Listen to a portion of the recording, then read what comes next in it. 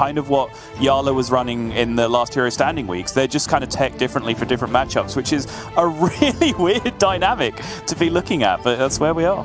Well, looks like we're ready to dive into our first game, and already Sottle, yeah, I was going to say, I almost wasn't even going to bother asking, but we do see the Bulwark of Azzinoth keep from Warma, so that is going to be pretty clutch a little bit later on, but it is going to be -1 card for quite a while, right? Because it's not something you'll probably want to equip on curve.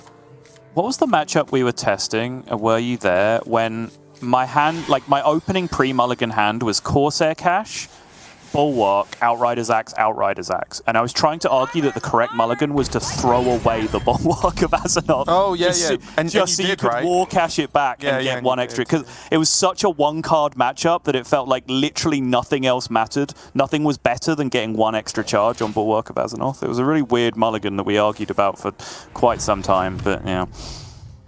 Well, we are going to see Warma at least have stuff to do, right? He gets the armor, and now he's going to have Venomous Scorpid to play out on 3. So he's probably just covered that Bulwark of Azzinoth keep pretty well now. Yes, agreed. And yeah, it is huge. Obviously, it's a card that really does run this matchup. I will go as far as to say that without drawing Bulwark of Azzinoth, Control Warrior cannot win this matchup.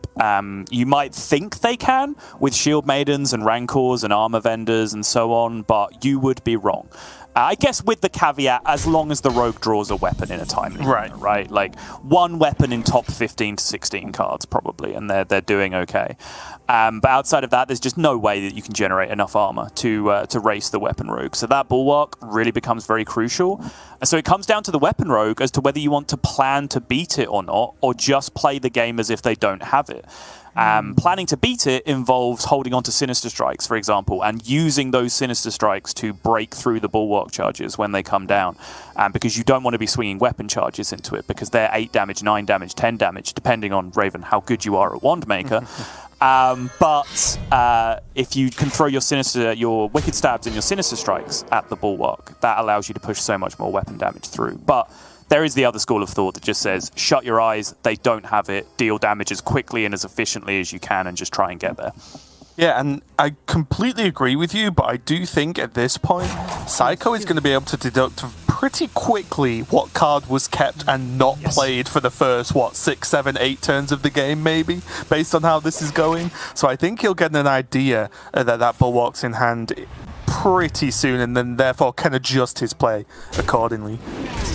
I like this decision from Seiko as well, not being too liberal with his self-sharpening sword charges. I think he's looking as hard as he can for a Silverleaf Poison before he starts to go in on this really hard. But I think now just seeing a lot of damage represented here with the extra Paralytic Poison coming out from the Wand Maker, he is just going to push. But honestly, this is now a hand that it is probably possible for Control Warrior to beat. Even without the Bulwark, especially when it's just Shield Maiden into Shield Maiden to curve out here, because obviously the ceiling on damage for a self-sharpening sword is just so much lower than a Swine Tusk Shank.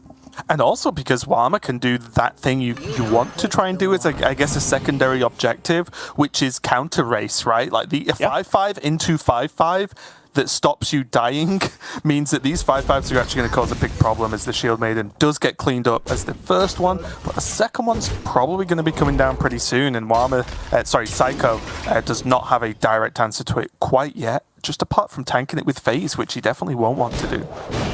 Right.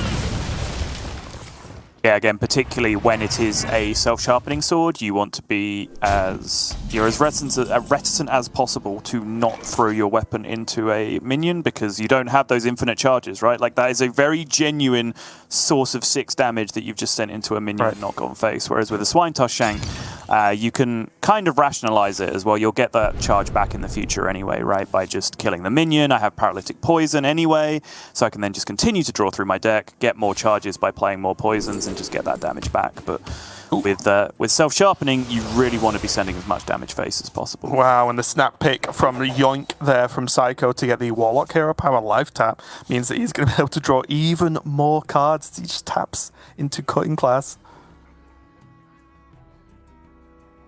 And now Swindle as well. Yeah, why not, right? Yeah, I don't think he's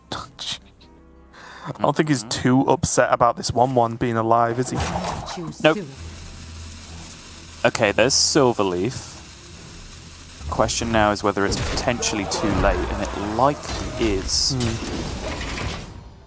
Yeah, I see that stage where already past halfway through his deck, he hasn't found his Shank, which is a little bit upsetting for him. Yep. Yeah, he didn't find Shank, and his self-sharpening sword poisons didn't really come in the right order. In a very heavy control matchup, obviously we talked last week about how powerful the fourth weapon was in Letter's lineup when he was facing a very specific field of decks where self-sharpening could carry. But when you're facing a very control-focused matchup, self-sharpening generally doesn't win the game, but it's a very good tool to just put Silverleaf Poison on and just draw a bunch of cards in the early game and just deal a little bit of chip damage. But because the Silverleaf even was so buried in Seiko's deck, he's felt like he'd had to go very all-in on this self-sharpening sword. And it looks like because of that, he is going to fall a long way short in terms of damage this game. I do like this though, although he's got all the, all the cards you could ever want to hold, he hasn't got that one. So this secret passage is going to be able to draw him that Swine Tusk Shank, means at least Seiko can re-equip now and then start to plan what's going on with the rest of the game. That's right. And he does have that Cloak of Shadows in his normal hand right now, so he can buy himself some time once he can start swinging, and it's not actually looking too bad. But we can see, of course, that there is that Bulwark of Azzinoth that I think might start kicking in now for Warma. He might at least be considering playing it soon. Not sure how I feel about that Sinister Strike, Raven. Like you said, I think the keep in the mulligan is starting to become more and more exactly Bulwark of Azzinoth as each turn goes past, right? When it's a card that's just not being played for so long and yet has been kept in the opening hand. And as I said, Sinister Strike is really the best card in your deck at dealing with those charges of Bulwark.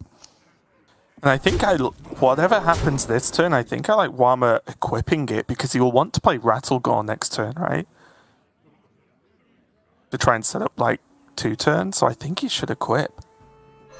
Oh wait, could he have? Would it be too silly to say like equip Outrider X, swing it, and then over equip the Bulwark? I think that would be fine. Yeah, you miss an armor, I guess, in that position. Yeah. Which is sketchy, I suppose, but it's okay.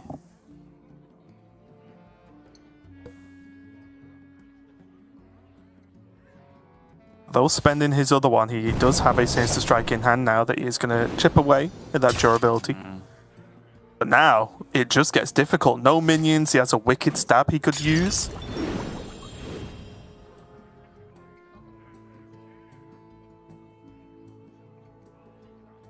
And not much else, honestly. Second, yeah, because he's still got that second one in there, right? Yep, that's right. There is the additional charge with the Swine Tusk Shank now, but you have to be very careful with double Silverleaf Poison this late in the game. You have to seriously do some fatigue maths at that point as to how many turns you think you need to win the game.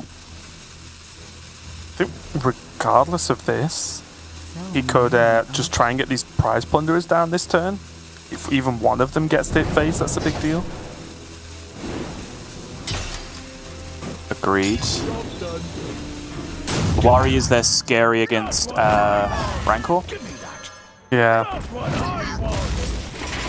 Do you think it's a risk he has to take? Warma just has a way to clear them anyway with Blade Storm or now Minefield, whichever one he likes, but it's kind of a good turn to do it because we can see, I'm pretty sure Warma would have really liked to play Rattlegoor this turn. Yeah, and that's why I want to rewind to last turn because I was kind of umming and ahhing when you said, well, maybe he has to play it this turn because he wants to play Rattlegoor. I feel like the ability to play Rattlegoor on 9 against Weapon Rogue is extremely optimistic, and I was pretty confident that that was not going to happen. So I honestly feel like Warma had the ability to just greed a little bit longer with the Bulwark, take a little bit more health damage before it came down because... Seiko had already shown that he was willing to throw out some Sinister Strikes and so on to cash in some damage. I guess my worry is if he didn't do it then, and then would he end up doing it this turn, which would then feel worse. I think this is good because it is pressure and it's effectively 2-turn, right? No, it's not. They play Cloak of Shadows in their deck. This minion is entirely irrelevant to the state of the game, in my opinion. I guess for me, like... I don't know, holding it, would it make much difference? He would end up kind of taking the damage earlier, and then Seiko would... Well, I guess the idea is whether Seiko would hold the spells, right? No, but it's also, you tank more damage from the weapon swings, right? Like, so assuming you saw one Sinister Strike had gone already, right? So on your 4-charge Bulwark, the most he can do from hand, if he doesn't get a Sinister Strike from another one-maker, which I don't think is possible at this point, is Wicked Stab, Sinister Strike, right? So 1 charge, as long as you can keep the board clear, will get eaten up by a weapon. The longer you wait, the more damage that weapon has on it by the time it has to hit into your Bulwark, right? So you're actually saving health over time.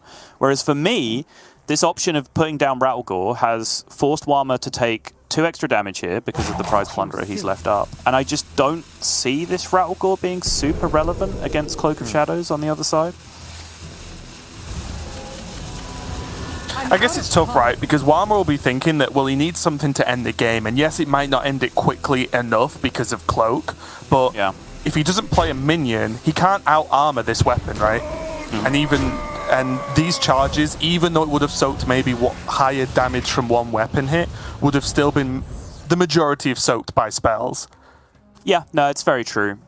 And I think, honestly, he did just end up being in a rough spot either way. Like, I don't mean to be overly brutal on the line of play. I'm not 100% convinced it's wrong. It's not the way that I looked at the game going. But I think from the other side, honestly, Seiko has navigated this very well. Like, this was not the optimal draw by any means, but I think he's played it out very, very well to now be in a very positive position. But just one final point in that argument back and forth is, like, when you say he needs a win condition, he kind of doesn't, because Seiko very quickly kills himself from this point because he has Silverleaf Poison on his weapon, right? So he fatigues very, very quickly if you can just survive and outlast the weapon from this point. But I think when you factor in how many turns that is, there is probably a factor where you need to get some minions down and land one on tanks. And I think the problem is, based on his hand, it's not helping him survive, is it? Right? Like, he can more Cthulhu this 3/7, but it's not actually helping him gain health, which is the problem. Of course, he would have soaked more if he'd done it later, but then his earlier turn would have been like Outrider X, go face for 3. Very interesting, actually, yeah.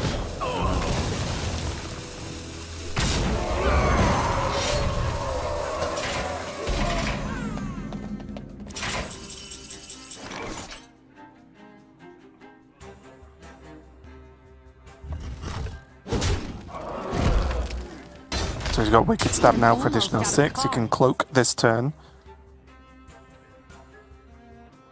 He can. The last remaining card is the other weapon, I believe, at this point, the other Swine-Tusk Shank, which means he has exactly 11 on the following turn. So as long as there's no other armor gain, he is fine. He will have lethal next turn. He beats Taunt because he still has that additional Coerce that he can even play with the Prep on the following turn. So he just needs to try and get inventive with ways to beat, like, I don't know, Lord Barov Rancor or something like that. Like, whatever the maximum armor gain is at this point. Armor Vendor even could be drawn from Warma's side.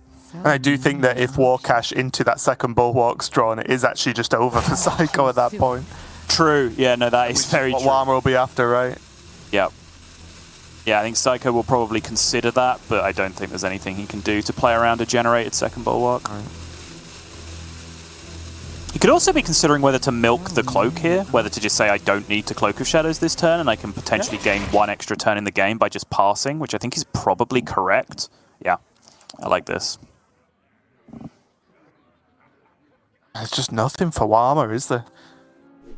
So difficult when so much of your deck is actually based on removing minions and your opponent just doesn't really play them. It does leave you with hands like this that just don't really interact well. If like any of those pieces were Body of Cthulhu, for example, things would start to look a lot different, although we can see a Coerce, but there's just nothing for Warma to do.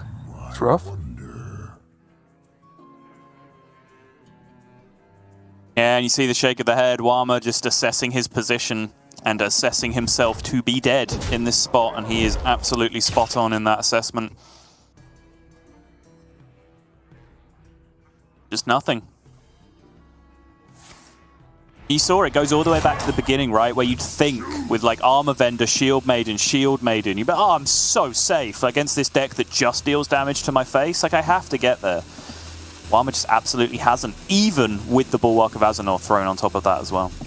Yeah, I think that's the issue. The cards you listed were the only real good cards he had, right? The rest of his draws and cards were very, very not good. But that is going to be lethal.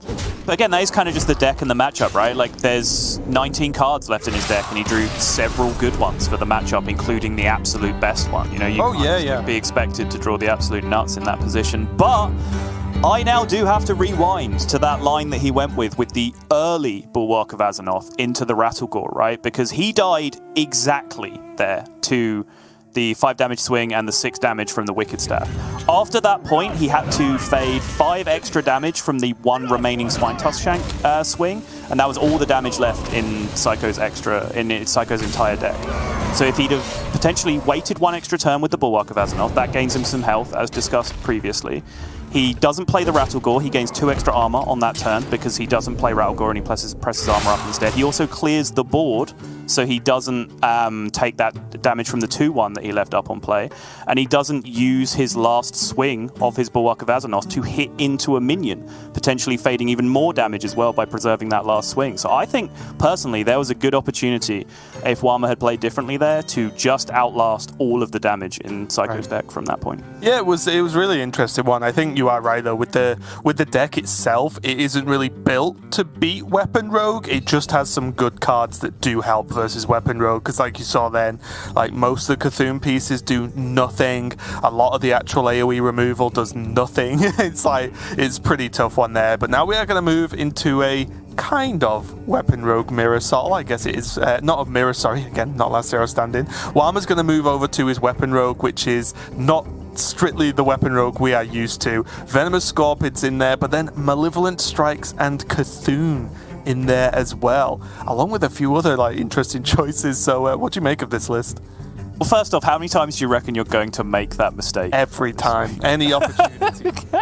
If there's a mistake to be made, Raven will make it. Yeah, but I think this is a weird deck, right? And it's clearly a deck that he's very into, very proud of, a deck that he's very clear to make everyone know that is in his lineup, because after deck submissions came out, he was kind of Mr. Reply guy, going around, he replied to Raven's stat post, to Lorinda's stat post, and said that my deck isn't a poison rogue, you've mislabeled it. And then he was replying to other people's lineups saying, oh, why didn't you bring Cthulhu Weapon Rogue? It's the nuts. And so, he's clearly very, very happy with this deck, but it's an extremely unusual build. But I can see the theory behind it, right? We saw there, just go back to that previous game that Seiko played, how quickly he drew his deck, right? It's absurdly fast. It's one of the quickest decks in the game at just emptying its deck and going to fatigue. So playing Cthulhu as a win condition at the top end of all of that does kind of make sense, right? Because if you have Cthulhu in your deck, you can almost indefinitely Swine Tusk Shank Paralytic Poison into minions every single turn if you really want to, right? Because you're then drawing through to the end of your deck to hit the Cthulhu as your win condition instead. So I think it's a super interesting way to approach things when you then toss in the Malevolent Strikes and the Coerces on top of that as well. I think the bad matchups, of course, will be token decks, wide decks, right? Aggro decks that get on the board fast and wide, and that's not really something that he has tools to deal with, apart from the one-of AoE Cthulhu spell. But outside of that, I think this deck does make a lot of sense for the strategy that he's going with, which is just targeting Priest out of the metagame, right? Yeah, and it is really interesting to see how this version will perform versus the version that's becoming more and more popular of Priest that we did just take a look at there, which is the Control Priest, but with the N'Zoth package being sprinkled in there. So there are the Pirates I talked about earlier, there's the Light Shower Elementals for the additional healing, and Taunt, which is very important as well. So I am actually really interested to see how these two decks will clash, because I don't know if you'll agree with me on this, but I believe this is the Priest right now. I'm seeing pretty much everyone play at least something near identical to this list from Seiko. It does seem to be pretty common, yeah. People packing in that N'Zoth.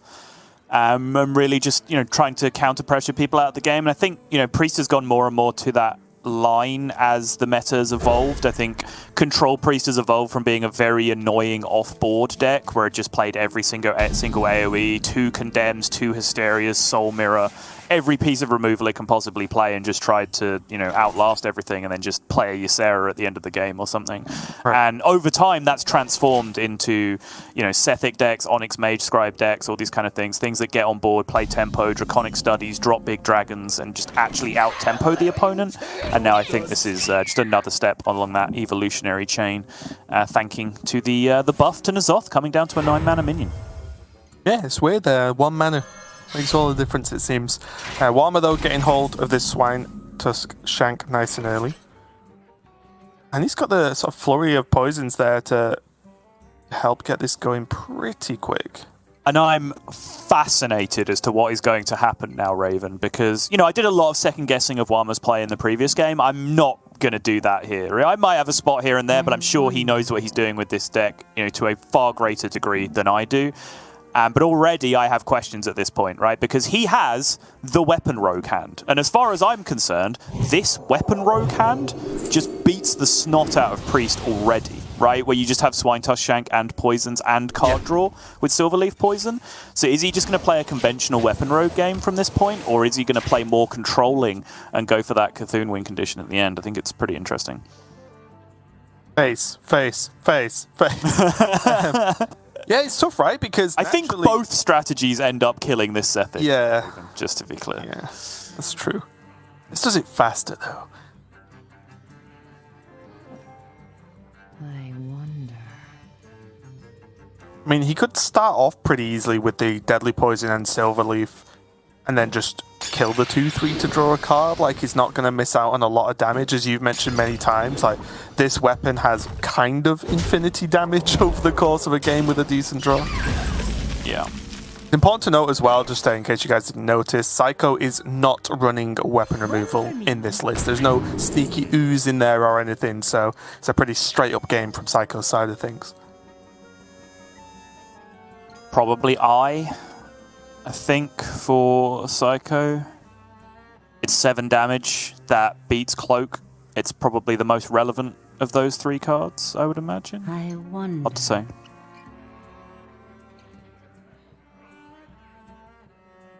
It's always hard to assess from this position, right, where you're miserably unfavored, just to say, okay, what's my 1%? Like, and I feel like it's probably just, you know, Warma doesn't really account for something similar to Mask, right? And just plays Cloak, thinks they're safe, has an extra turn. You can just get surprise lethal, possibly. It's also just kind of weird because he's handing Warma the turn 5 play as well. Yeah. And with Weapon Rogue, with this opening, I feel like Warma could spend 5 mana on that on turn 5 and not be too upset. Yeah, and also I think if it's concealed information, it's a snap pick, right? But because Warma draws it, Yes. Warma now knows that Seiko has 7 damage that beats Cloak, so he should at least play around that if it comes down to it in the late game, which I think is what makes it a harder pick. But I still, like, find me a world where the other 2 cards were relevant, right? Like, I can't see it. I can find you a world where Cloak is relevant, and it's this match because Warma doesn't run it subtle. Oh, that's right. I'm so sorry. Yeah. You're absolutely right. That's totally my bad. Can't use Cloak well if you just don't put it in your deck. How about that? That's very true. That is very true. I wonder. But yeah, most importantly, Seiko even has the opportunity to play it now, although he does have effectively double palm read in this turn, which could be a big deal.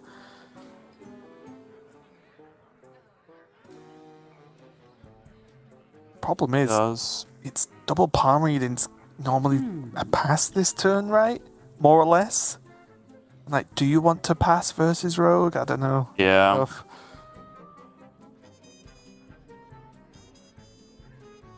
My blade seeks Samuro to kill a 2/2. Yeah, okay. Obviously, he's scared to leave board empty there because he knows Eye of Cthulhu can then potentially come down on the following turn. But I don't think that's that scary, right? Because he follows up with Light Shower Elemental anyway and just heals that back on the following turn. Well, I think what's good is against Priest, even though Warma's very favoured here, he won't want to just leave minions on board if he can help it, right? Mm-hmm. Because of Apotheosis. So Seiko might just be thinking, well, if I just play this, it kills the 2/2, it removes 2 damage that I'll take next turn, and if he uses any removal on a 1/4, Seiko's probably very okay with that if mana's being spent or cards are being spent in that way. I wonder. All right, to counteract my dumb point about Eye of Cthulhu, here's another interesting point. He did make the Malevolent Strike one mana more expensive, right? By pulling out one of the cards from the deck that didn't start them. It's true. Due to the way it functions, which I guess factors into the decision as well. It's so weird because I think we're all just used to seeing Malevolent Strike cost 0 at all times. Yeah. The only time we see it is from Deck of Lunacy.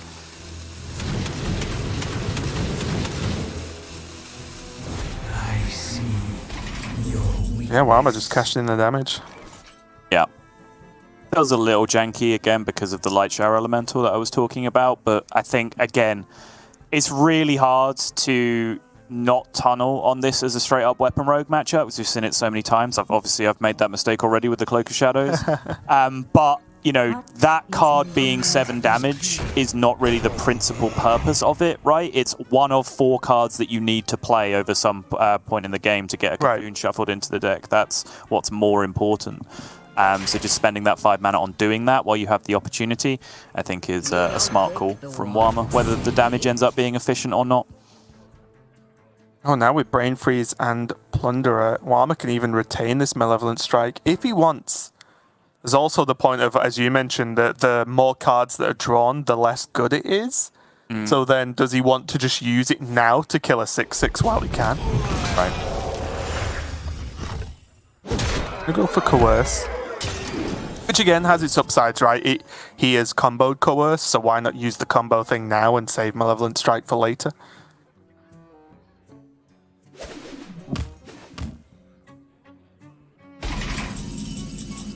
Druid, huh? Okay. Yeah, well, also you mentioned, right, like, it's one of the fastest drawing decks, so I doubt he would have gone at least with Life Tap. I was kind of just starting to think about it. Like, my instinct was definitely Life Tap, because I don't necessarily think there's such thing as drawing too fast with this deck usually. But he is at 20, and he does know that Seiko has 7 damage from hand in his hand with that Eye of Cthulhu, right? So it's only really a few Life Taps, and he starts to get in trouble with the threat of lethal. And I think because he has that secret passage sitting there as well, right? Like, he can effectively draw a new hand next turn, or whenever he needs to. Yeah, Seiko's getting some healing ready.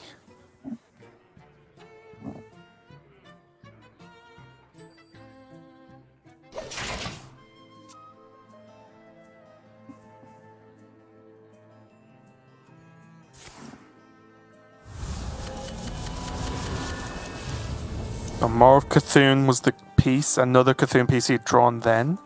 Warma does get this cutting class and swindle and swindle. Oh my god. You like some more cards, sir? This is scary, though, because of Cthulhu pieces, right? And the interaction that you then have with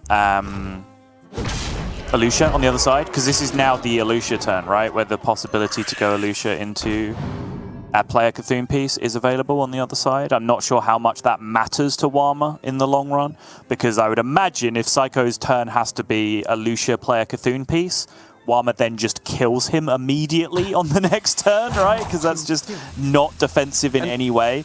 But those 2 Desperate Prayers might have something to say about that. So this is a scary proposition now to draw more cards when you don't have the opportunity to play them. Yeah, the weird thing is, though, Warma's already decided against the Cthulhu issue, right? Because he started the turn with a Cthulhu piece in hand and didn't play That's true. Because he secret passage. That's very true, yeah. But then he did just continue to not play Cutting Class, which I guess in that case is just hand size concerns then, since he has 8 cards in this opening hand already. Very interesting.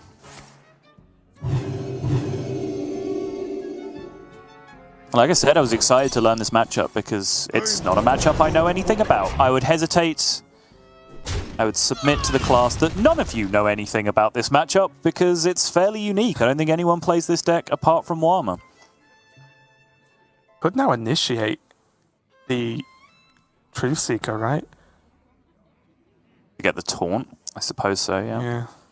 And then maybe play Eye.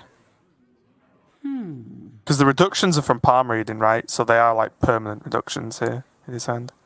Yep. It's pretty good to me. And then next turn he has the Sleepy Dragon follow-up. really wants this damage to kill. Oh my. Yikes. That's annoying. It's very annoying. I do like the line though. It's a little inefficient in terms of overall healing. He could have gone with weaving in the hero power instead, but that would have left damage up on board. This was his best chance, I think, overall of putting up defenses and not taking damage this turn.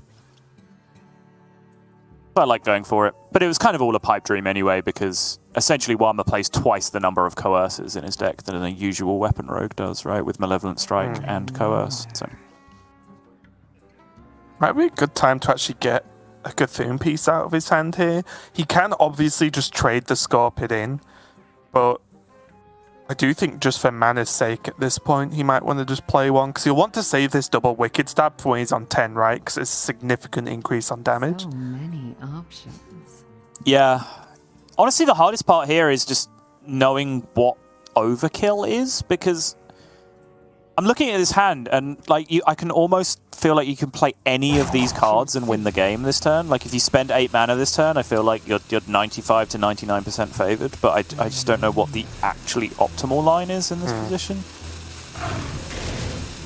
It's one of the reasons why I like playing a Cthulhu piece, right? Just because there's just get it spent now. Yeah.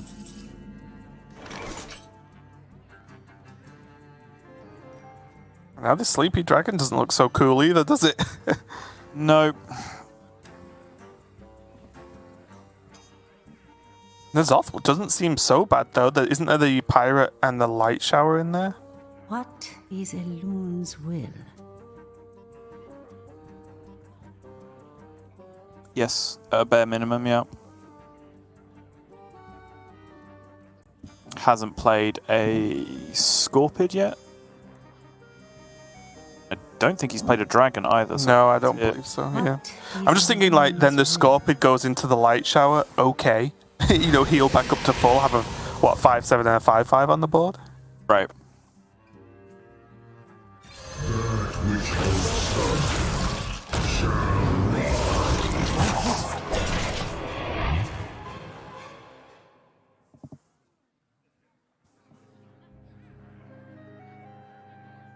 Clearly, Warma currently scared to use this last swing of the weapon because he's still missing a few poisons that he can get extra damage out of. But right.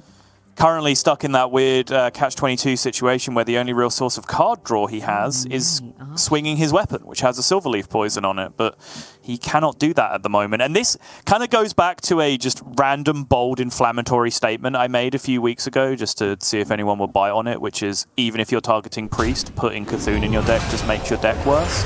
And even though, like, obviously that's not 100% true, you can kind of see the philosophy behind what I'm saying, right? By having Cthulhu in his deck, Warma is clearly sacrificing some ability to just play straight-up Weapon Rogue because his good draws are being interrupted by bad cards. I think a straight-up Weapon Rogue drawing Swinetail Shank would have won this game by now because they'd have their entire deck in their hand. They'd have a massive Swinetail Shank with multiple charges still left on it, and they'd just be pounding away. But at the same time, like, he just doesn't really need to panic because he's probably just going to get there with Cthulhu at this point anyway. Yeah, if anything, some of the cards such as Coerce, Malevolent Strike, even a Weapon Swing can be saved to kill a minion on the Cthulhu turn, right? So you don't even have to go face, you just want to use it to reduce health down on board, like on the setup for that turn.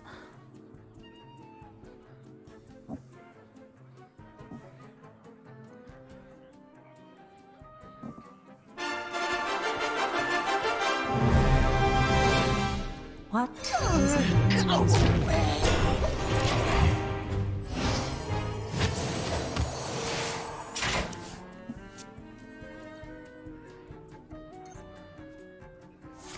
Okay, nod of the head from Warma. That's what he's been looking for this entire time.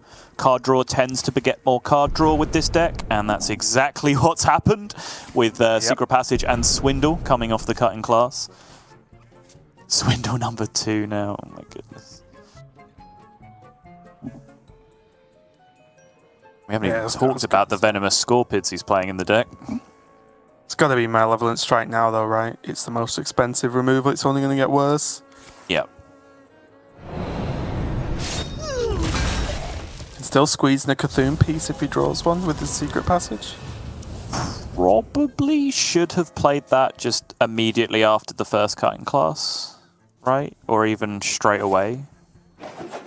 Because it's only going to get more expensive from that point. He didn't have any coercers left anyway. I'd say. Again, very much working out mechanics of this deck on the fly. And it looks like Warma's gonna... Is he holding off on that silver leaf or not?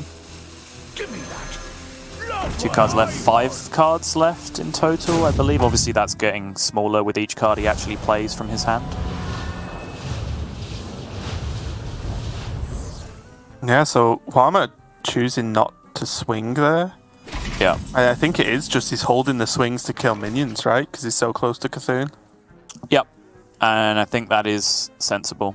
Because obviously this is Priest, right? Priest is going to hit 30 and then they're going to stop. So as long as you can clear the board, you'll probably find yourself in a reasonable position. But and you have to ask the question, then what if Seiko's just able to achieve the Herculean feat of playing 2 minions on a board while being at 30 health? Right.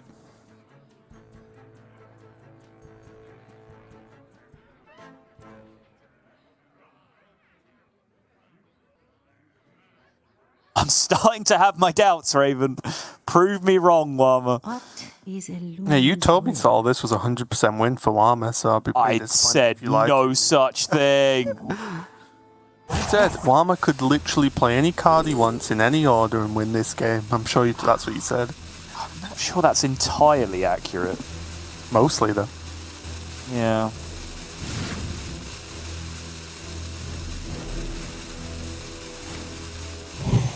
To be fair, though, Seiko, at least currently, does not have a strong way to... Ooh, I'm almost out of cards. was that prep on purpose? I think so. I think it's what you would have chosen given the option. Okay. Seiko doesn't really have a great way to put health on the board, right? So there is a chance that Cthulhu does just end this for Warma. Yeah. Especially with the body being the pick off the top. Mm-hmm. But now fatigue is a factor. Now the damage cap is a factor as well. There's just these weapon swings plus the Wicked Stab in terms of damage left remaining. And Seiko has Apotheosis, which is by far the best card at his disposal in terms of dealing with this situation. Right, adding health to the board and coming up with healing is massive. And has Shadow Word as well, so he can actually clean off this body of Cthulhu easily if he wants. I suspect it will just be like Blade Master Apo, though. Yeah. Yeah, there's no more. Is he going to play anything else? I'm just wondering if saving health on the Blade Master, if he could, say, trade it into something else, would offset the health as well. Right. But I thought he was going to play Prize Plunder or something that turn, so Warma keeping it as narrow as possible on the board. Okay. Wait. Can he, Just like, dead. Focused Will Soul Mirror? And then Shadow Word Death? Does that ever do anything? Is that better than this? I don't know, I can't work it out fast enough. Do you make a 6-9? You'd have 6-3. No, it's quite a lot worse than this. Okay. He's dead. He's 100% dead. He knows it. Yep. Yeah, wow. It did just get there. It kind of plodded along. It wasn't fast, It did. but it got there. It was just one of those inevitable outcomes, I guess, as Warma does take the victory with that rogue. And at least on stream, obviously Warma has won a match and lost a match yesterday. At least on stream at this point, he's got a win with that rogue, and it looked okay. There were some iffy moments, but you can just see, at least in matchups like Priest, how it works out of, well, I will just draw my Cthulhu. It's not if, it's just when at that point. Yeah, I can, maybe see some sticking points where, like, maybe you've committed super hard to the Cthulhu line, and then you get a Luciad, and the Cthulhu doesn't work, and then you've used up too much damage hitting minions already. Maybe you just don't get there in terms of damage at that point. But I think, honestly, like, if you are adept with the deck, I think you should generally be able to navigate through those positions and probably gain extra win rate, because The bigger question, I suppose, is like, is this necessary when Weapon Rogue is already such a good matchup against Priest? But I guess what you're doing is playing around like Swine Tusk Shank bottom 5 or Priest with Ooze, right? Those are the two scenarios that you're then playing around by building your deck like this and giving yourself alternate outs. So it's a very interesting idea from Warma.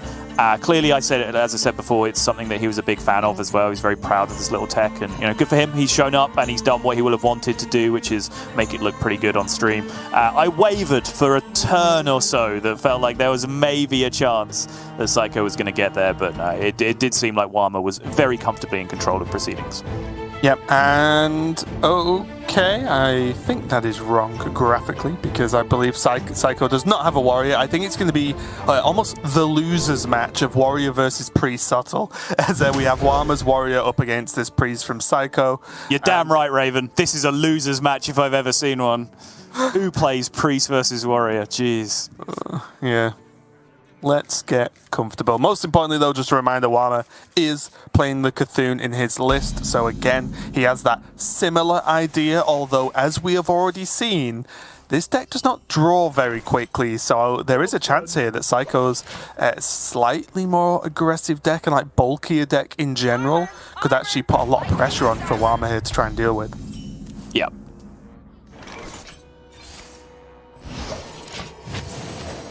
Hero Power and Emote is the turn 2 from Seiko.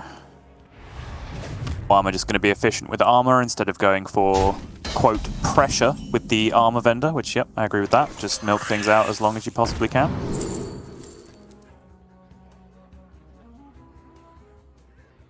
Already a decision to be made here for Seiko. There are some iterations of this matchup where I would say you should take every possible card that can either copy or silence a Rattlegoor, and Initiation is one of those cards. However, there's a good chance that Warma says because he has Cthulhu in his deck that he just never plays Rattlegoor in this matchup, because it probably ends up punishing you more on average than it does rewarding you. It might just be a straight up bad card in the matchup. Right. So if you then want to extend that to the 3rd level, maybe Seiko just picks up a different card there instead of something that deals with Rattlegoor. But honestly, Initiation, not really, just not a bad card, right? Yeah, I think it's just fine. There are enough minions, even if it ends up just hitting a Shield Maiden, right? And stealing that and generating a 5/5, it seems fine to me. Yeah.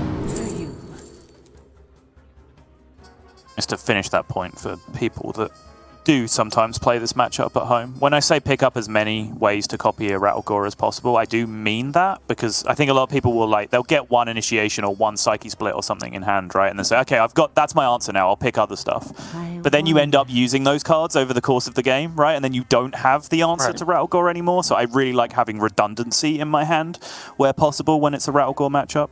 So also, just get an Initiation and a Psyche Split and a Focused Will and just everything that you possibly can to deal with it. Also as well, especially with Initiations and Psyche Splits, well, when you steal or copy a Rattlegoor, you can make more on your side of the book. Yep. Therefore, yes, you want many of those things. Yep. 3-mana Divine Shield thing that I always forget the name of. Come on, Raven, this is what you're here for. Wait, 3-mana Divine Shield thing? Divine Shield, summon a 1/1 copy. Oh, you made me forget. Oh my god, the card. Gift of Luminance? Is that right? Gift of Luminance, yes, correct. Put too much pressure on me all at once. We've done it, Raven. You finally reached full redundancy.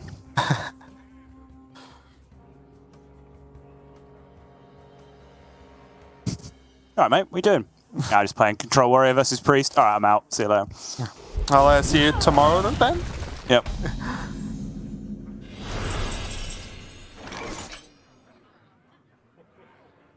Do you think it's a correct approach for Seiko to play fairly aggressively here? Of course, as the Cthulhu to be afraid of, but should he be, for example, taking the most aggressive dragons, trying to play some minions on curve and just try and do something in this matchup, or can he take it really slow? Yeah, so I don't think he can take it really slow. I think it's a kind of middle ground approach. It's kind of what I was talking about earlier, right? Where the war caches are very nice tools for Warma to have. I think Seiko's best opportunity is just to outvalue the hand of Warma, right? Like, just keep taking Onyx Mage Scribes, Ysera, all that kind of stuff, right? Stuff that puts a decent-sized body in play and continues to give you resources in hand, and just keep pressuring, right? Just keep pressuring turn after turn after turn after turn while being high on resources. I think that's probably the best win condition for Seiko from this position. I mean, yeah, take your pick, because those are the two best ones. Yeah, Sleepy Dragon and Onyx Mage Scribe. Yeah. I like Onyx, though. Yeah. It just allows him to get started a bit quicker.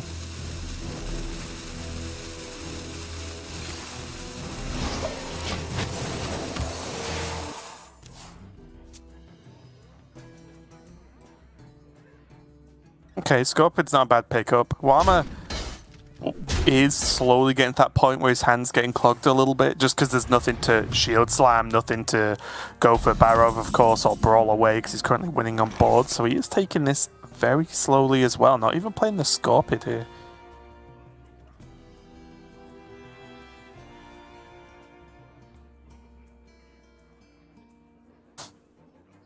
Hero power and pass.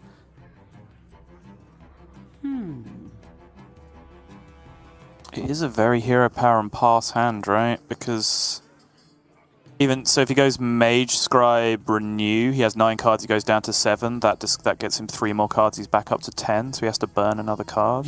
He could condemn. Honestly. He could do all of that and condemn. Yeah. What is a loon's will? It's still a little bit awkward. Yeah, I guess, I mean, he wouldn't even have to play the Renew, right? He could literally just Mage Scribe condemn. Yeah, that would still be fine. True. What is a loon's will? Because the weird part is, like, can Seiko afford to keep passing? Obviously, he doesn't have to rush quite yet, but... Okay, he's just going to make some space. Yeah. Yeah, it's just a deliberately inefficient play to make some hand space here, which I don't mind.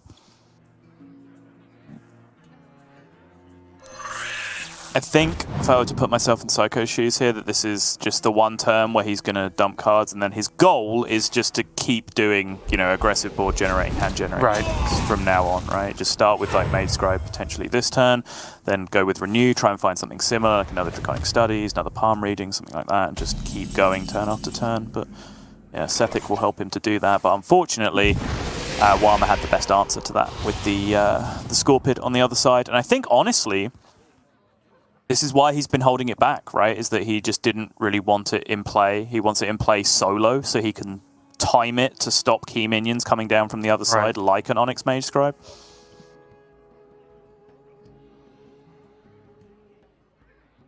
I think he's done a good job so far, right? Seiko doesn't really want to play anything big and bulky into this. Doesn't really want to initiate it either. He could just condemn here with the Mage Scribe. That'll do the job. Just kind of have to play something, though, right? Yeah. I think condemn's fine. He doesn't do anything in the matchup, really, does it? Yeah. I wonder. He lets him stick a minion. I mean, we could see Scar just get shield slammed into oblivion, but still, you've got to make the try. Yeah, of course. And I think you're fully expecting that, Yeah. at least, right? You're expecting the first minion to go down very easily. You're expecting the second minion even to go down very easily. But then your goal as priest is just that gets progressively more difficult turn after turn, and you can keep doing it turn after turn. Wait a minute. Don't take the Elucia. Well, I don't even want to get into it. It's such nonsense. Obviously, if you take a strictly correct rule to play Lucia. Well, that's the thing, right? If you take a Lucia, both players are fully aware that both players have a Lucia, which is the good situation for both players, because you can play a Lucia, play as many cards from their hand as you want, and then play their Lucia that you know they have, so that there's then no downside for you in the situation, in terms of fatigue ticks, losing your own cards from hand or whatever. But both players have that information, right? So it's just like this weird straight-up game of chicken / arms race as to who wants to actually do that first. So, yeah, you can see why I didn't even want to really get into it. And I think, really, to simplify it, Warma doesn't want Seiko to be able to Elucia him because he has Cthulhu, whereas Seiko does not have Cthulhu. So, even in that, right, he doesn't want to accelerate a plan that could potentially ruin the outcome of the game. Agreed. Gonna be an idol of Yasharaj. I can take the hit.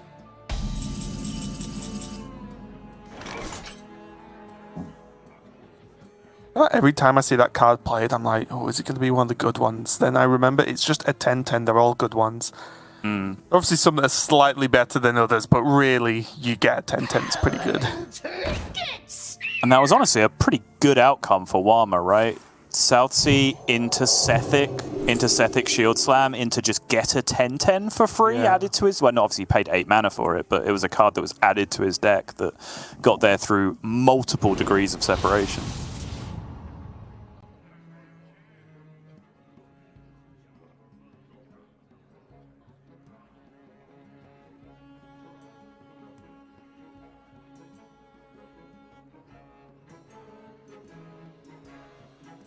Just got to try and trade this down. I was wondering whether this was ever just a wave and forget about it for a turn.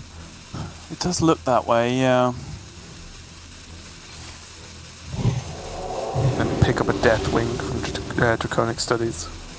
Yeah, I mean, I don't mind this. He can keep fishing for some time here, right? With potentially Apotheosis into other spells, so he could find Shadow of Death or something to be able to deal.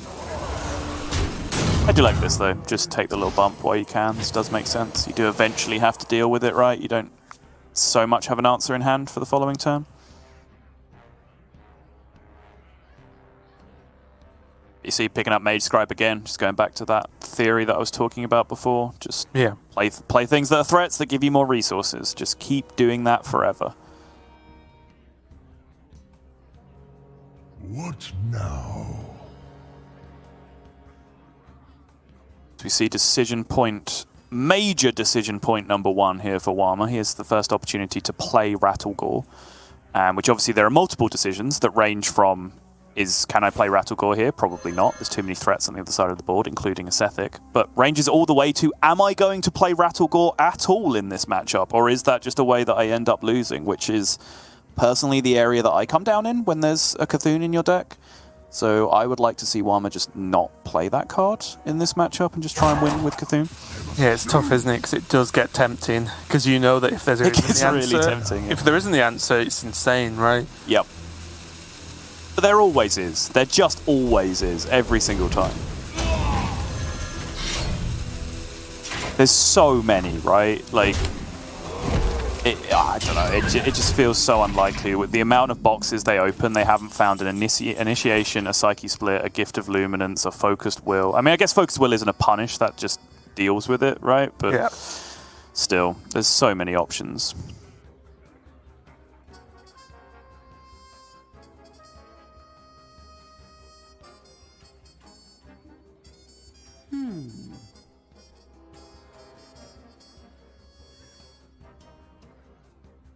Trying to work out whether there's a weird way that Seiko can get enough healing done to kill this with Xyrella, but I don't believe there is.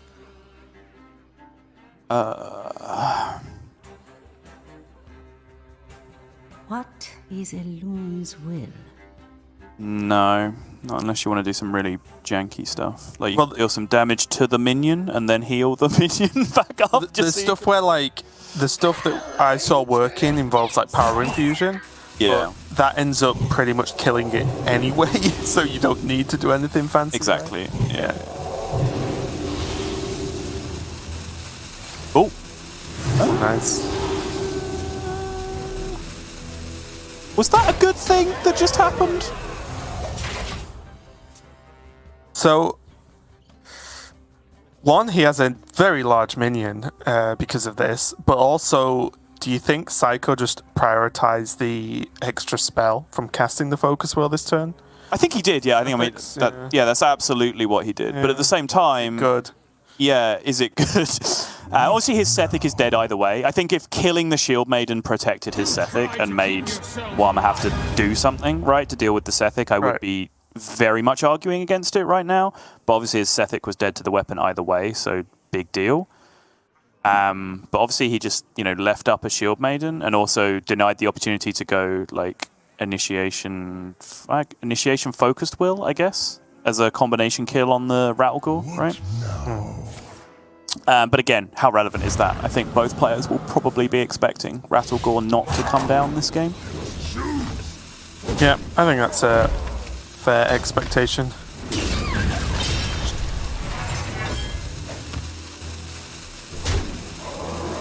It's tough, right? Like Seiko, although he's been putting on a decent amount of pressure, just isn't really getting there. Like Warma's just still got this shield made on the board somehow, and now it's a 5-1. Yep. And even if Seiko plays this Mage Scribe again, say he goes the Hysteria plus Mage Scribe, I don't know, it's just going to be tough. I feel like he's already behind, and we can see there's plenty more stuff in Warma's hand. I guess the bonus is he's not got through a lot of the Cthulhu cards yet, right? There's still a whole 17 cards left in the deck. Exactly, yeah. And I do think he's currently facing down the scariest card. Because even then, you go back to what I keep talking about like outvaluing the hand, right? If we're going to say Rattlegoor doesn't come down, what does Warma actually have in hand in terms of actually building boards or counter-pressuring, anything like that, right? Nothing, really. He has a few removals, which Seiko can chew through with a few boards. And then Warma's just not going to draw many cards from that point. So this Outrider's Axe, in my opinion, then becomes one of the potentially scariest cards in the matchup because it allows Warma to stay reasonably high on resources if he needs to. Basically, he has the option, right? He can choose to draw cards or not based on his position in the game. And he's deciding not.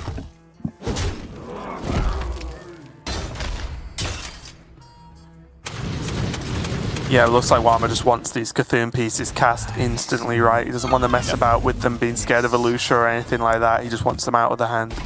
And I like it, honestly. But even then, there's a risk that could have been taken, right? If you wanted to draw a card, just to play it first and then just hope that you get to hit the 5/5 with a breakpoint that ends up killing it. But yeah, I think though if he did that, the worry is that what if he draws another Cthulhu piece? Yep. Right. No, I'm with you. Yeah.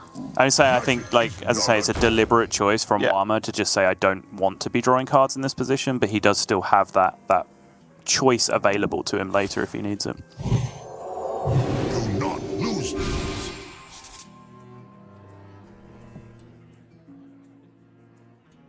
There's also the factor of just ending on 8 cards where possible, because he knows, even though he's seen South Seas already, there's still options of Raise Dead and everything else that can bring them back for Seiko, and then potentially overdraw a card for Warma if he ends a turn on 9 cards, which I think has to be factored in as well.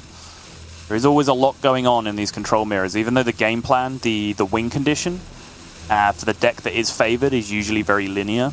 The 30 or so turns that you need to play to get to that point do involve quite a lot of complexities. Yeah.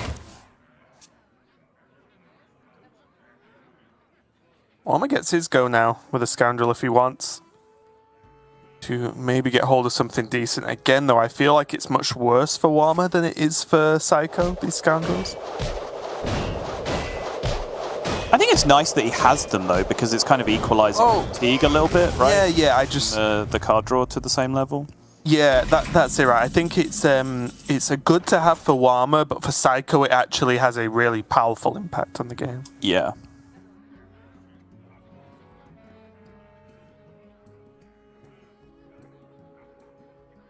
Wait a minute. Okay, he's just going to drop it down now. Take damage of the Raise Dead. It's kind of interesting, right? Because technically that would give him 34 health at the end of the game when Cthulhu was going to come down. But I think with how fatigue would play into things, it probably wouldn't end up making a big difference. Yeah, I like it this way because you are right. Warma could engineer it in a way that it makes it not matter, because obviously Cthulhu deals 30 damage in separate chunks of 1. So it does proc through the weapon and deal the rest. And there you go, back to the point. That one there's no argument about, right? That was just a very deliberate choice not to draw a card. Ends on 8 cards, no Cthulhu pieces in the hand, can't be overdrawn with a South Sea Scoundrel, all the things we were talking about. Warma very happy just to use this as a very expensive 3 damage weapon.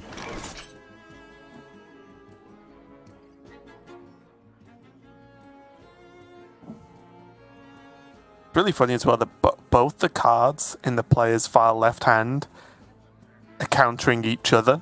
Yeah. It means that neither of them will get played this game. Yep. Because if Seiko then plays Initiation on something, then Warma might consider playing the Rattlegoor. Yes.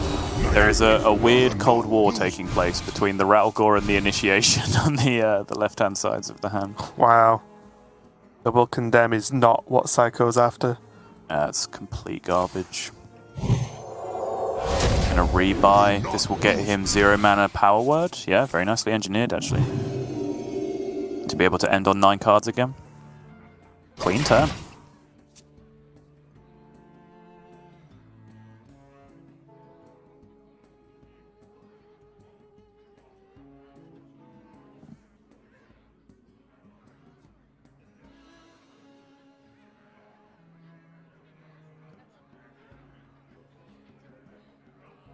What now?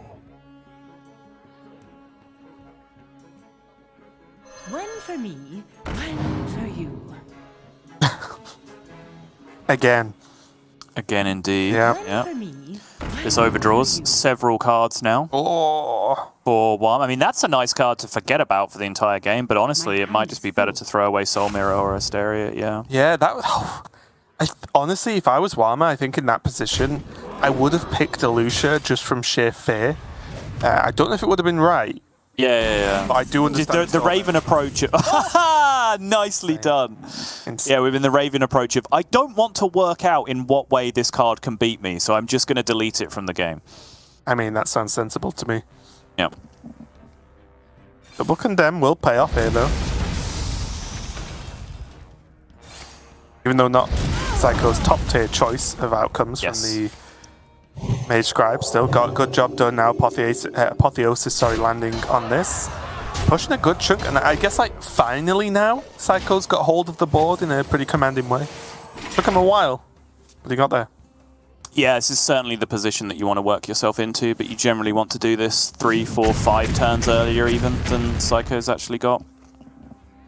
Especially when Seiko know there's a Soul Mirror in Warma's hand. Yeah.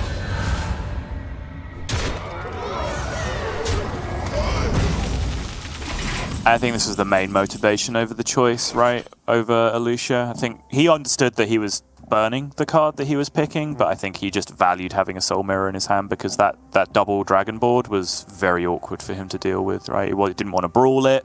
His other options didn't get there. Kargath wasn't really making a dent, so he just needed some kind of solution to the board that he was seeing on the other side, and Soul Mirror was perfect. Yeah.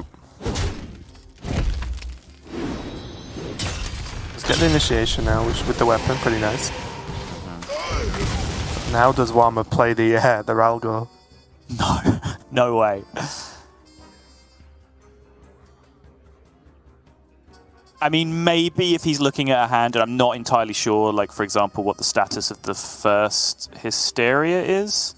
If he's looking at a hand with, like, 0 generated cards, maybe he would go for it. But even then, I think you're just playing with fire at that point. Do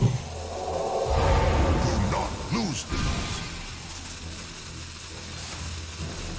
Wow, his Mage Scribes have not been kind to him this game. Oh, not the best, are they? They still have that South Sea, though, which could help keep the board full. Argus Franco? Yeah.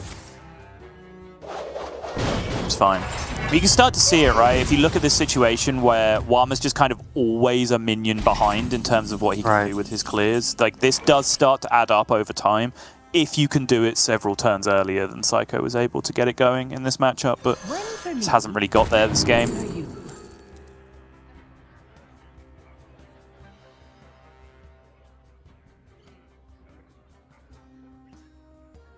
Shame for Seiko there, nothing really proactive he wants to do, unless now he just values getting a 6/6 on board.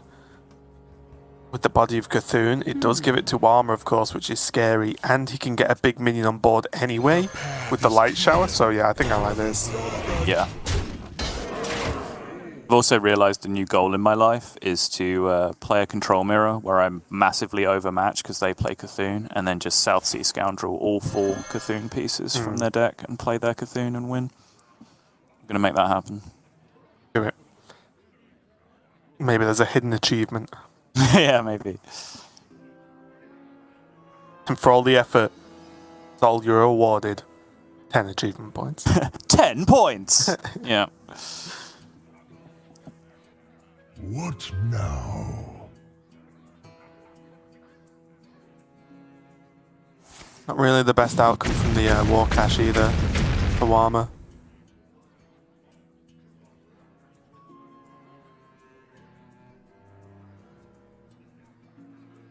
Can go like attack, sword, and board rank up this turn.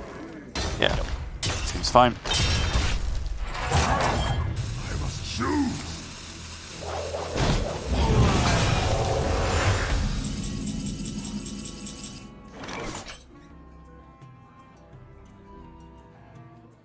Again.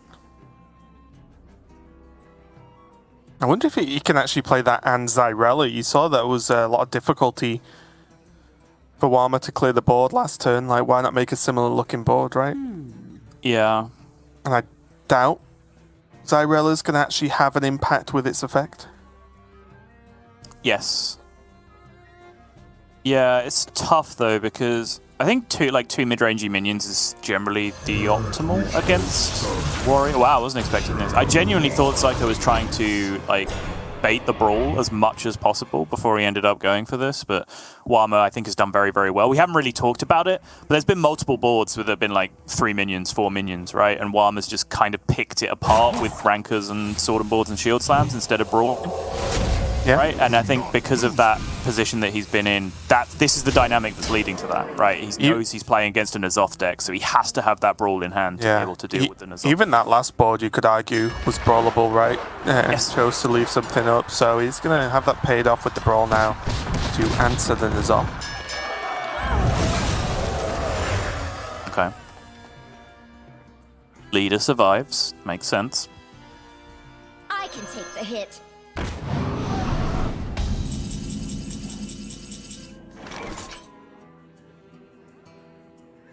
Can you make the argument that that's the best one to survive, so he can't raise dead into another one yet? Oh wow, now you're thinking real deep, Raven. I like it. Now you're thinking like a control player. Okay, quick, Alex Strazer in the face. Yeah, not quite there, is Need it? to feel better. What is a loon's Probably will? just more Mage Scribes. I'm interested in the Shield Maiden on the other side as well from Warma. I think he just played the biggest minion to try and contest, but honestly, he still has a Shield Slam left in his deck, I think, so the Shield Maiden potentially offers some utility for him, whereas maybe he could have just jammed Watley, for example, which I don't think draws him any cards at this point. Let's find out. And oh, Kargath Prime looks different from last time out.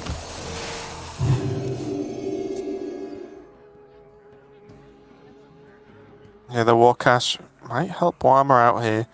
With no armor for a shield slam, this N'Zoth is actually a bit of a problem. Okay. Wait, commencement, right? It's a 50-50 Shield Maiden Kargath Prime based on what we just looked at.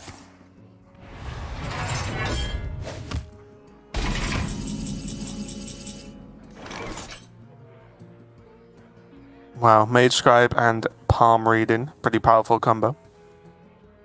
Most importantly, Seiko just has a 7/9. There is, of course, the Bulwark of Azeroth equipped, so it'll be a while before Seiko can actually start hitting pretty hard, but still, the fact that the 7/9 is just alive is pretty powerful.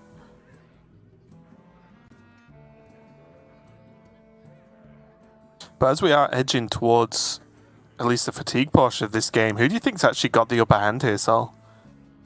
I do still think it's Warma, but I think Seiko's done relatively well here in terms of keeping threats stacked up, because if you're going to fail at beating up the Cthulhu deck, you do need to have like multiple refills of board at the end of the game, right, to keep yourself at 30 plus minions.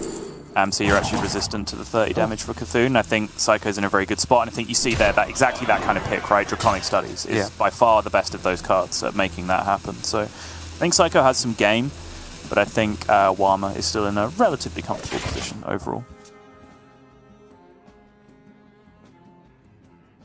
Ladies and gentlemen, prepare to be amazed. Again, Warma just picking some of the hand, making the playable minion happen. And I guess he's waiting for a draw. I'm a little bit surprised he's not just 50-50'd it on the commencement right now. Yeah, same. He honestly might just not want to accelerate fatigue by 1 here. Yeah. I just think even if it's the Shield Maiden, it's still like a decent minion, right? Right. But it's also -5 armor, and it's also +1 tick on fatigue over time, which, you know, he's relatively low on health. So if he doesn't... I guess he is going to get a boost still from the Kargath Prime, and he does have multiple bulwarks to be able to be tanking fatigue damage even if it gets to that point. But I think it's, again, the mentality of a control player, right? It's very much that Yarla mentality of, well, why should I? You can't make me.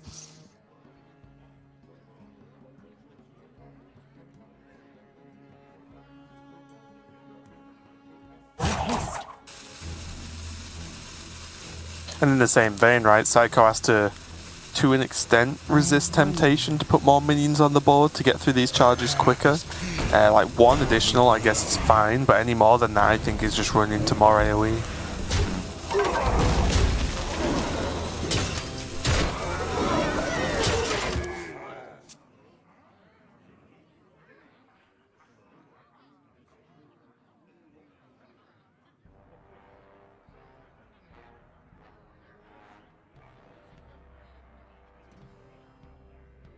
Let's have this more of Cthulhu now, so 1 more piece done and dusted. And the Shield Slam actually does something this turn, so that might just be worthwhile at this point. Just leave the Mage Scribe up. We could leave the Light Shower if he wanted to. Just throwing in the armor up and dealing with the higher health instead. But it's not a bad second brawl, because no matter what survives, you get to deal with the last minion, right? Either with more or armor. I think, yeah, for me, I was thinking like if you kill the Light Shower guaranteed, you don't have to deal with the healing later, right? Mm-hmm. It's true.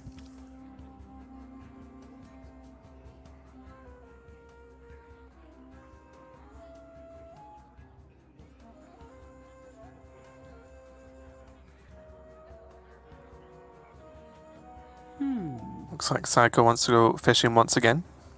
The Mage Scribe. How many has he played now? Is it like, are we getting towards 6, 7? Somewhere in that region for sure. I think he played 3 before he found a spell that cost more than 2 off of it. So yeah, just minefields his own board to proc it. Okay, sure. I mean, pretty good, honestly. If we're going to talk about surviving fatigue, flash heal and an extra dragon. Another juice. Extraza is a potential 16 health swing. And you know what? I actually think the minefield is sick there, because I think Warma still has a Blade Storm. But actually having them at different healths is a big deal. Very true.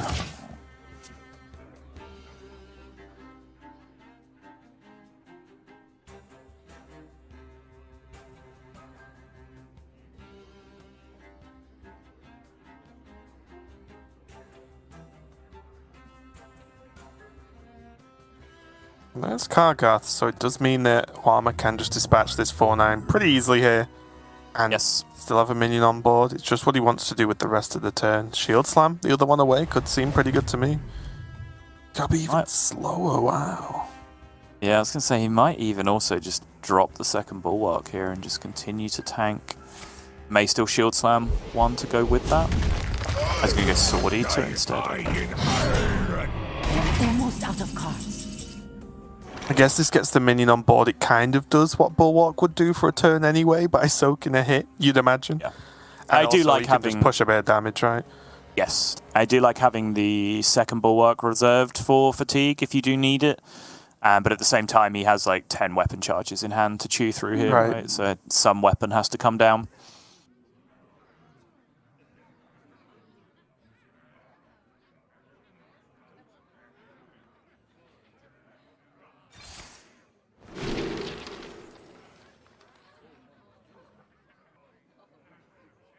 I think, like, I feel like this might have just been too many Draconic Studies now. Like, maybe this is just 1 too many at this point.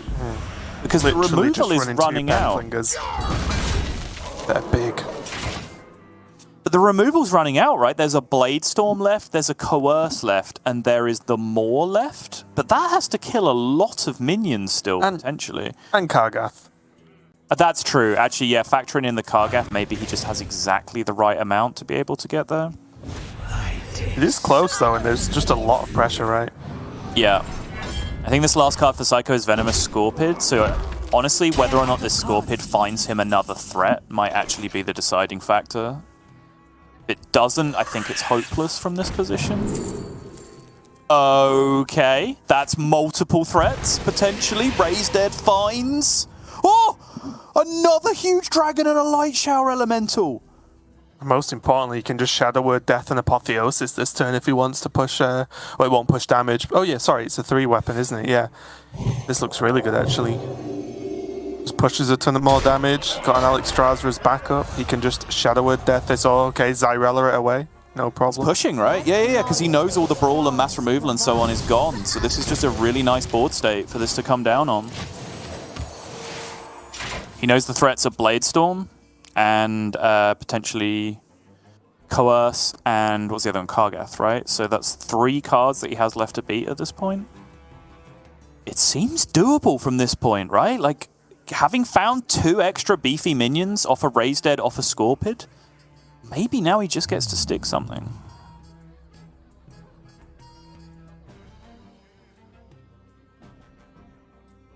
It could come down to Warma just having to play his Cthulhu to like clear the last minions at this point. And then Seiko like has to try and out-heal fatigue at that point. Or he like plays Cthulhu and then Rattlegoor. Yeah. Yeah, no, that's very true, yeah. Obviously when it gets down to fatigue and every card is accounted for, he can just play a 9/9 at that point. That is very true.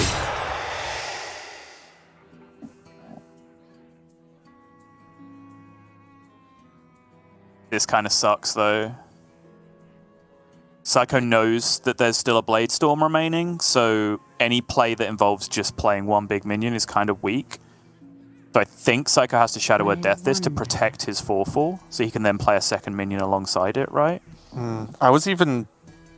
Yeah, I was looking at whether Seiko would be considering Soul Mirror. I imagine no, because of Rattlegoor. It's his final card that can at least equalize that scenario. But yeah, I think just having 2 minions on board is super important right now. Alright, finally, there is the last Cthulhu piece for Warma. It is the body. Last card remaining for Warma is now that Blade Storm that I've kept talking about, and that is the card that Seiko has very meticulously played around for the last 4 or 5 turns. But now he is in a position where this Zyrella is worth her weight in gold, right? Because as long as the 4/4 survives, that means Blade Storm doesn't kill the 8/8 or the 6/6 or whatever other minion is sat next to it. It could just be even a Coerce turn. Just get rid of the Light Shower right now. I like it. And then I think Seiko has to Alexstrasza the minion here in response to this. Again, because it's the play that plays around Blade Storm. This is not true. You could still Alexstrasza face. Seems worse, though. You wouldn't get your board cleared by Blade Storm, but you'd get the bigger minion cleared by Blade Storm. So probably not worth. Yeah, you can see that decision very much running through Seiko's head right now, though. The Alex is being played, he just doesn't quite know where yet. And the cycle of life I think this is right.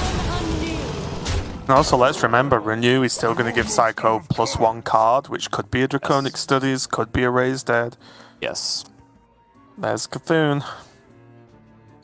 And are you a fan of just play it, spend 10 whole mana this turn? It's so hard, right, Yeah. in terms of what you're accounting for on the other side. But really, when you're out of removal like this, the only other option that I can see is to play the Bulwark and try and tank, but at that point, like, the board's not getting any smaller, right? Like, you just have to do this. That's the difference, isn't it? If anything, the board would only get bigger, which then makes Cthulhu worse to an extent. Yep. So yeah, I like this. Just play it, just bring Seiko all the way down to 10 health, and less now with fatigue. And now does he just not have time anymore? I don't think so, unless this Not Renew versus- hits something extremely magical. Because it's not only that Seiko's under pressure, yes, he can kill off this 6/6, but the problem really is the Bulwark to counter the fatigue of Seiko. That's right. I think this has to be raised dead. It looks strange, of course, but there's no way this hand wins. He needs other threats. Obviously has to Soul Mirror this turn as well to not take 6 damage from a 6/6 here unless he's able to find another answer from Raise Dead. I guess you Raise Dead and try and hit Xyrella from the Raise Dead, right? Is the best outcome? Sure. Takes what, 4 next turn? I was even trying to work out whether he Alexes the minion. That's true. Because he has Holy Nova and Flash Heal minimum with Hero Power next turn, right? That's fair. But I think you still Raise Dead first, because even then, if you don't hit Xyrella, you can still Flash Heal your face and Alex the minion, and then you're still alive to weapon plus fatigue damage on the following turn. He does have to Flash Heal, though, and he does. Okay. I'm out of cards. But now, unfortunately, that one card that Seiko's been playing around the entire game, boom, Blade Storm, last minion, dead. I think Seiko knows he's cooked. He got close. It was a very commendable effort in the end. He got very, very close, but I think Warma just about navigated his way through proceedings there. Yeah, and honestly, it might be really easy to be like, well, Cthulhu won the game because it's built to blah, blah, blah, but I actually really think Warma, with those blood sails, burning not only that Soul Mirror through choice, but also the Elucia as the second burn card, actually made such a large impact on this game, because those are 2 cards that can turn around a game or gain you like unfair value advantage, and it paid off really well, and I think that turn really for Warma was the overall game-winning turn for me. Yeah, for sure. And he did, from that point onwards, sit and chill with more of Cthulhu in his hand for multiple points onwards after that, right? Which just gave him the luxury of doing that. Which was a luxury we were talking about at the time, right? He could have chosen to just have that luxury. He ended up getting the fortunate outcome of getting a Soul Mirror himself and then just burning the Elucia off the top on the next card anyway. But there is myriad factors that go into that matchup, and I think overall Seiko executed the game plan, as I understand it, to be very effective in the matchup where your opponent is playing Cthulhu. But he just couldn't get there quick enough, right? I think if he'd have started playing Mage Scribes 2 or 3 or 4 turns earlier, I think he might have just had enough momentum to get there, enough of that daisy chain value that Priest connects together to just pressure Warma, because you saw exactly what I described, right? Eventually, he did exhaust every single piece of removal that Warma had available and still had some threats left to play. But because it took so long, Warma already had Cthulhu online by that point and just ended the game, right? Like, you have to be looking to do that multiple turns earlier, and Seiko was able to. And also, there was that second Bulwark of Azzinoth that put a bit of a dent in any plans too. Like, together, they soaked so much damage, right? That, you know, you could even see that maybe back-to-back Alexes to face could have done something if the Bulwarks weren't such a pain. This does now mean that Warma is going to be on his Priest and Soddle. We've got ourselves a Priest Mirror, except Warma has a giant advantage of actually playing Cthulhu in his list, which is close enough to Seiko's to call it a mirror except Warma has Cthulhu. A mirror except Warma has Cthulhu, yes. Look at the list, it's pretty true, right?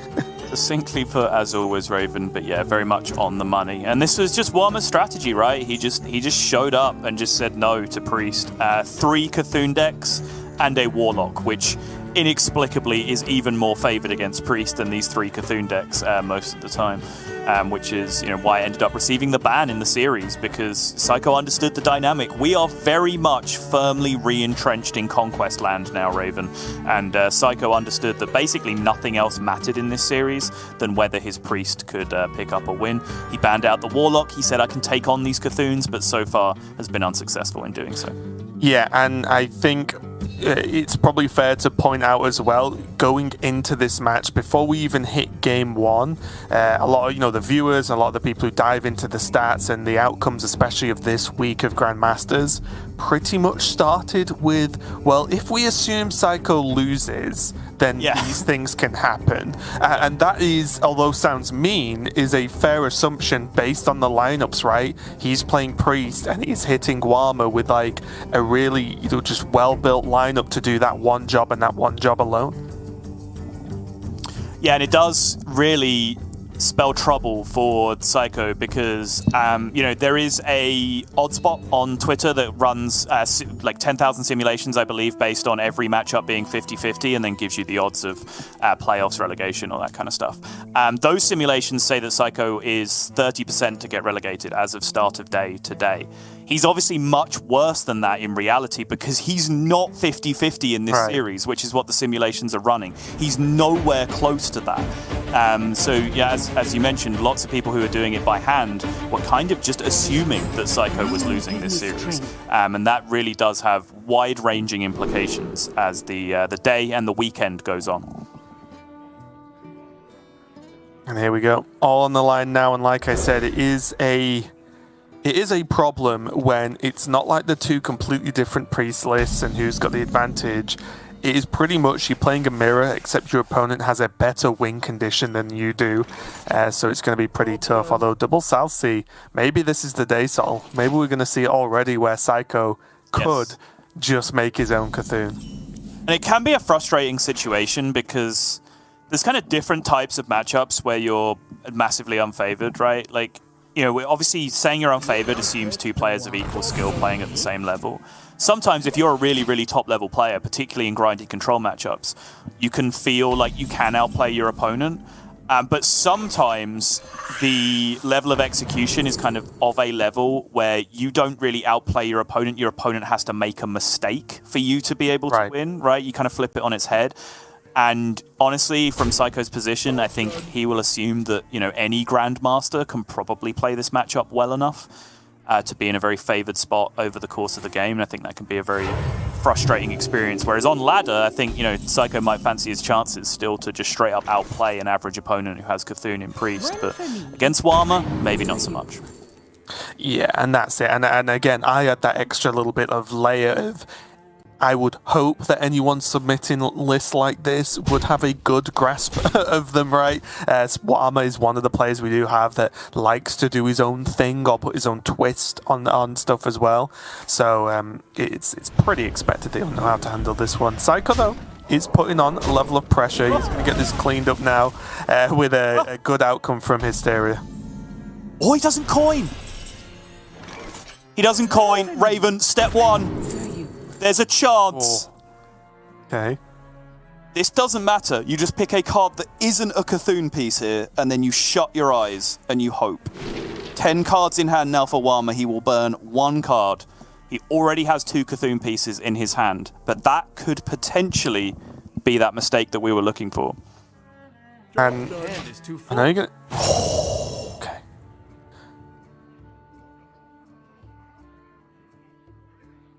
Warma's like, whoa, that was close. Quick, let me play a Cthulhu piece. He's fine. He has until turn 8, right, to get any of this stuff out of his hand. Neither player are playing... oh my... What's the card name? The Corrupt Drawer card. Draw a minion and reduce Insight. it. Yeah, there you go. Neither player playing Insight, right? So you don't have to be scared of Elucia post-Insight. Raven, seriously. What are you good for? How has this dynamic happened where I'm naming cards for you? I'm not well today. Give me a Okay. There you go. That's my answer. I'll go easy on you. Deal. You moron. Yeah, don't go too easy on me. That would be weird. Here, though, Seiko does get to clean up Elemental number 1, but he does lose a lot of pressure to do so, which is unfortunate for him, just having that Scorpid on the board. Yep.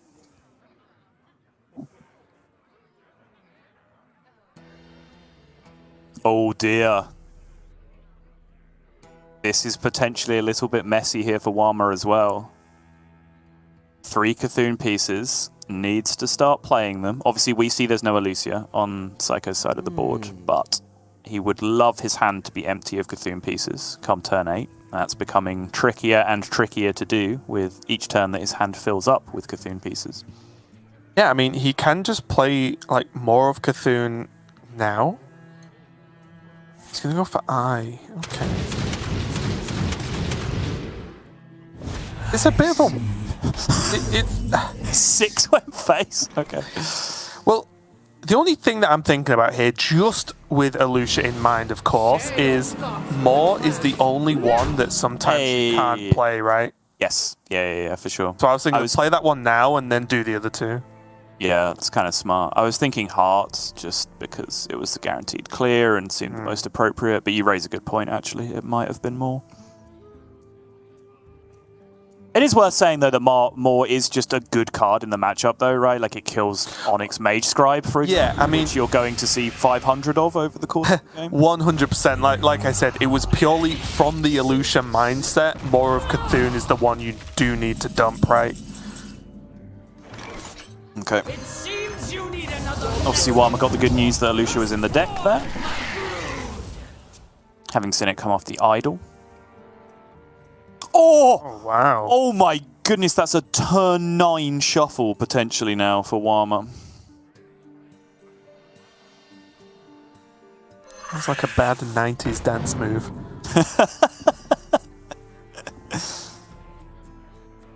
Man, I remember back in the day, a wee youth out on the dance floor doing the turn 9 shuffle. Yeah. Or it's some kind of wrestling crossover with Hearthstone. Wait, what? You've missed me with that one. Doesn't Cena have the thingy shuffle? Oh, the 5-knuckle shuffle. Yeah, there you go. Okay, sure. Yeah. Yeah, sure. Of all people, Sol, I thought you would have got that. Jeez. Yeah, John Cena, not really my area, has to be said. I'm not 8 years old and wearing neon clothes. But you aren't? Wait, why not? Need to go and change. This Auspicious Spirits is Oh, yeah. Okay. I mean, sure. Wait, trade one and Psyche split?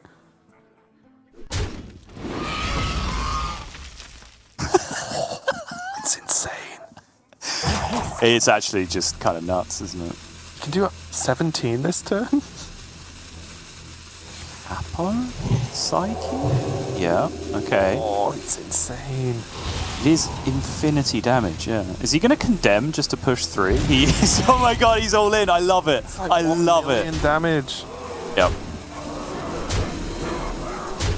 And the best thing is, they live through a Soul Mirror, right?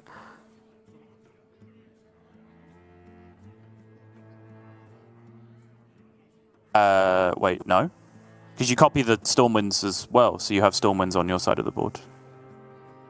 Right? Sorry, I mean the Stormwinds live through Soul. Oh, the Stormwinds Yes, live. apologies, Right. apologies, yeah. Yes. I mean, like, Seiko has a way to basically, although Lifesteal works both ways, of course, he will hit for just 22 in response if Warma doesn't kill these Stormwinds off. That's very satisfyingly animated. The way they all just appeared as 1/1s and then climbed to 2/2s and then to 3/3s. But as they were appearing, it was just very nice. I enjoyed it. I prefer that if they had like a yellow flame-like glow and started screaming, and as it happened, and they gained the stats. Okay. So Smite almost has to be played, right? Just to reduce some of this damage down, it just has to kill one off. Yes. Quickly. Should think so. I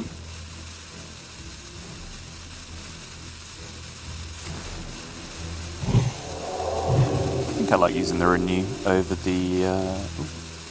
the Draconic Studies. Psyche split, yes. Just gonna be an army of Stormwind Knights. Yeah. Condemn just tantalizingly out of reach that turn.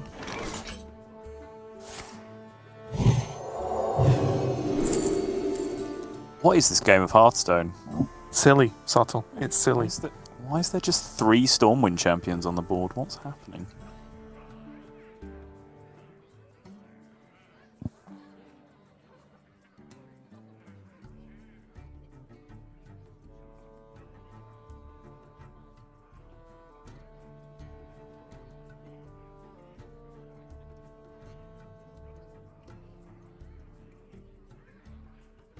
What is a loon's will? What do you do? You could just snipe the 50-50. I mean, there's that, which I'm not gonna lie, I'm a fan of. But he could also kill one and then just Ysera the other one back to hand, right? Yeah. I don't like the part where we don't have a 10-5 anymore, though. That's upsetting me. Or you could just go face and say, Yeah! yeah, Win the 50-50. why not? Be a good player. No. Lights out.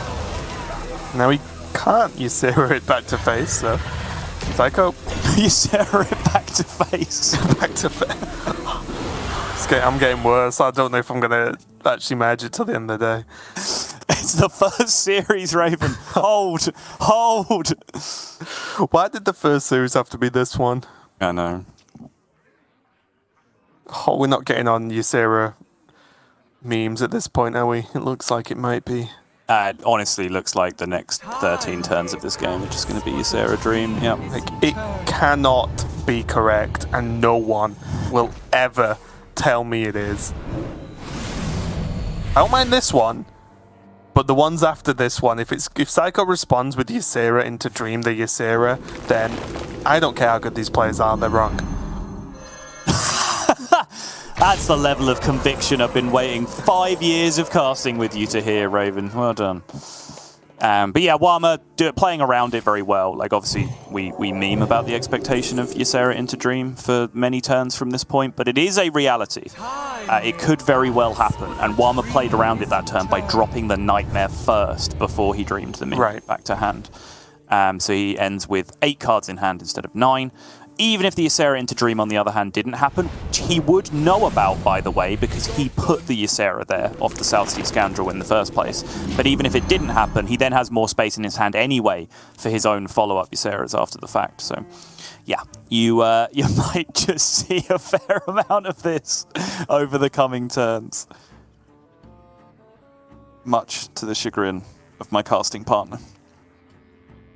Yeah. So over it already. It's just silly.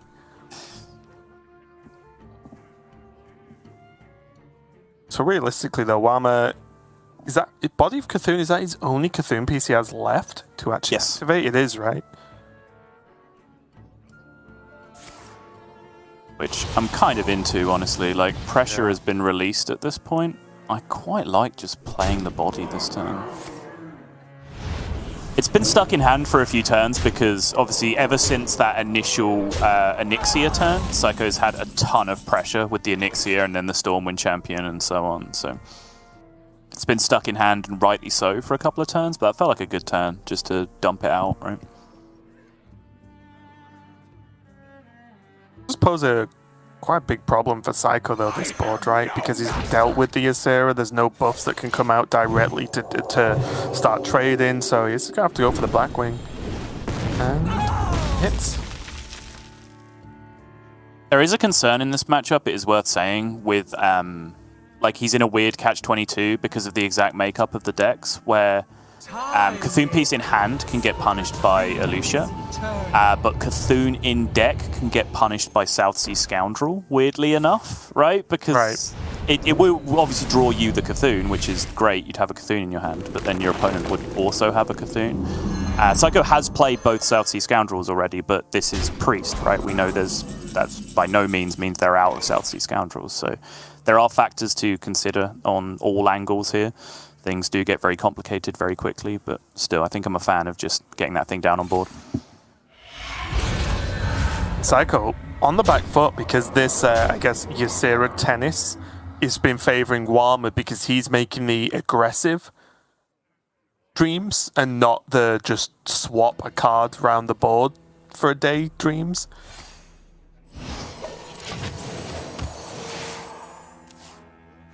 With 9, can Warma get 9 damage somehow? He can't, right? Stage 3 of the Priest Mirror. Bargaining. Can a Priest find 9 damage? No. No, Raven. Look, about 100 Yseras have been played. Yes, they can. I must consider. Yeah, if Warma had actually held on to a Nightmare at this point, he would have had it, right, with Nightmare, Alexstrasza. But with Alexstrasza, all he can do is 8. But the dream is eternal. I actually think he holds the Nightmare. Like, what is Seiko going to do next turn? play a Ysera and then dreams. Right, which means that you don't... Like, I actually think, in a weird way, Warma should play to win here. Not too quickly. He doesn't actually have to care about burning cards that much, right? There's nothing Right. really in his deck at this point that's a big deal. Because he hasn't played the body, the Cthulhu's not in the deck to burn, right? And that's the only Yep. card he's bothered about. Like, Yep. he has Stormwind Champion for damage from hand, he has Apotheosis, he has Alexstrasza. I think if we all work together, we can do it. I guess in this spot, right, if Ysera into Dream happens, he just has lethal anyway. He doesn't need the Nightmare. In which case, just continue to get rid of it. True, Anyway. okay, yeah. Seems fine. He knows there's no reductions in hand, right? So there's no, like, random cheap Apotheosis coming out of nowhere. This might be the best Priest Mirror I've ever seen. So I had Stormwind Champion, and it will end. It had 5 Stormwind Champions, yeah. And about 7 Yseras?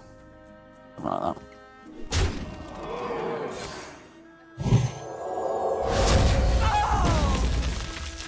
Is he still alive at 1?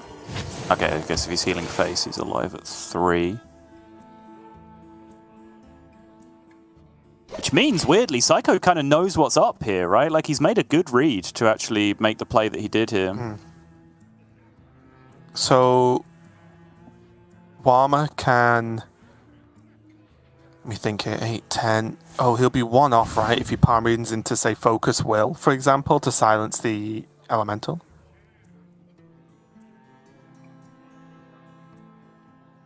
The damage then is coming from Apo, and he Yes. 10? Yeah, Yes. yeah. Yes. That's right. I must consider. He could go Sethic. Look for extra damage if he got like Focus Will into Power Infusion or something. Or not Power Infusion, Power Word Fortitude. Yeah, this looks really good though. He clears the board. Yes, Seiko of course gets the heal, but he gets to push what? He could have pushed 10, he can push 8 depending on what he wants, but I think I like him playing the Apotheosis now. Because if he's playing on some kind of Alexstrasza finish, right? Like, he's not going to have the mana to do it next turn, so push the extra damage. Yeah, agreed. It's kind of strange because the way that the game's gone, or playing almost any other minion is entirely pointless because Right. it dies to Ysera Awakens. But yeah, still. Oh, okay. I guess- Area. Like, weirdly enough, the bonus of playing the other minions is if they play Ysera Awakens, it's 3 mana of their turn, which does reduce Yes. down a lot of the options. So the 615 would take 11 currently. Need to deal 4 damage to it, which you cannot currently do. That's a problem. We also see the Hysteria nerf really kicking in, right? Because Hysteria and Skeletal Dragon, like, could have been a good play, obviously on full mana, if he had it to clean up there, so that's not going to be enough. Raise Dead? What can Raise Dead get? Whelps. Lots of whelps. Mind Render. And yes, weirdly, a Mind Render illusion, which has not yet been drawn, but yet is also somehow dead. The paradox of the Priest Mirror. Yep. And this might be the ending of the Priest Mirror here, as I count 6 damage from the Ysera and 8 from the Alexstrasza. Fist pump from Warma.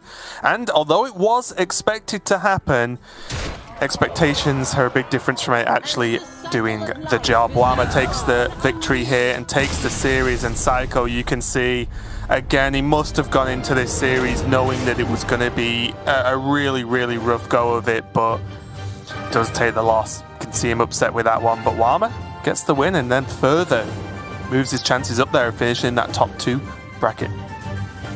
Yes, that does not spell absolute disaster for Seiko yet, though. We talked a little bit. He is relegation threatened. Again, if you treat each match as 50-50, he only had a 30% chance of being relegated at the start of play today. However, he was massively unfavoured there, so kind of already given up at that point, which dramatically reduces his chances to survive, but it wasn't a straight-up win or go home for Seiko. He now has to continue to look around at some of the other results. He's looking at Bunny Hopper and A-Rock, for example. A-Rock needing to pick up points to get to top 2 to survive, Bunny needing to win. So Seiko's in that somewhat unfortunate position where he just has to sit back and just, pray for the results to go his way. He just needs losses for A-Rock and Bunny to secure his Grandmaster's position for the following season. But he's done everything he can. He brought a lineup, he ran into a hard counter. Sometimes that's just conquest, right? It's one of the reasons why I've really enjoyed seeing the rotation of formats, is that you don't just run into these same stories week after week after week. When the formats are rotating, taking situations like this is a little bit easier to take on the chin, but certainly not in Seiko's position, where now he's very much facing the threat of relegation, really, because he just ran into an unwinnable matchup for his life. Yeah, and this is the tough part, right, of when you're in